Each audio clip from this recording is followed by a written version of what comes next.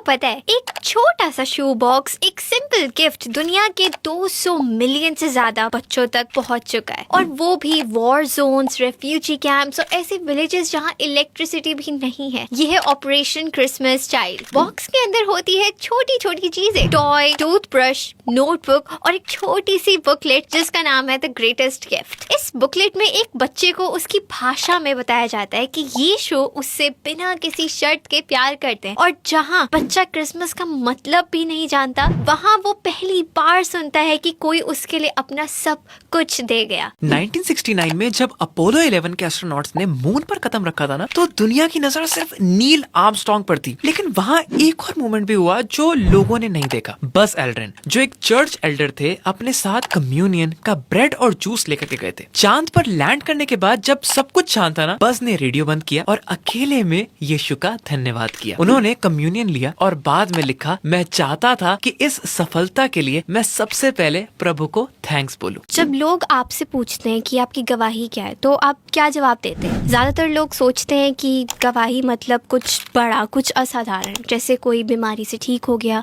या कोई चमत्कार हो गया।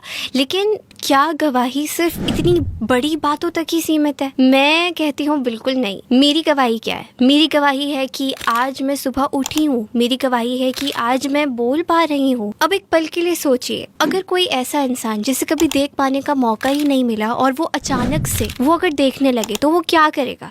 वो हर किसी को बताएगा कि मैं अब देख सकता हूँ, ये ईश्वर का चमत्कार है। लेकिन जो लोग पहले से देख सकते हैं, वो क्यों नहीं कहते कि धन्यवाद प्रभु कि आज मैं देख पा रहा हूँ? यही बात है, हम अपनी रोजमर्रा की आशीषों को ना हल्के में ले लेते हैं। हमें लगता है कि ये सब बातें तो सामान्य है, लेकिन सच्चाई ये है कि हमारी हर एक सांस, हर कदम, हर एक दिन ये गवाही है। क्या आपको पता है बाइबल की सबसे छोटी आयत सिर्फ 2 शब्दों की है? यूहन्ना उसका 11वें अध्याय उसकी 35वीं आयत में लिखा है, यीशु रो पड़े, जीसस वेप्ट। सिर्फ 2 शब्द, लेकिन इनके पीछे एक गहरी कहानी छुपी है। लोग सोचते हैं कि यीशु अपने दोस्त लाजर की मौत पर रोए, लेकिन सच सिर्फ इतना नहीं था। असल में जब यीशु ने देखा कि लोग दुख और निराशा में टूट चुके हैं, तब उनका दिल भर आया। उन्हें ये देखकर तकलीफ हुई कि मौत और दुख इस दुनिया का हिस्सा बन चुके हैं, और जो लोग उनके सबसे करीब थे ना, वे भी अभी तक पूरी तरह विश्वास नहीं कर पा रहे थे कि वे मौत पर भी विजय पा सकते हैं। सोचिए, जो खुद समुद्र पर चल सकते थे, तूफानों को शांत कर सकते थे और बीमारों को ठीक कर सकते थे,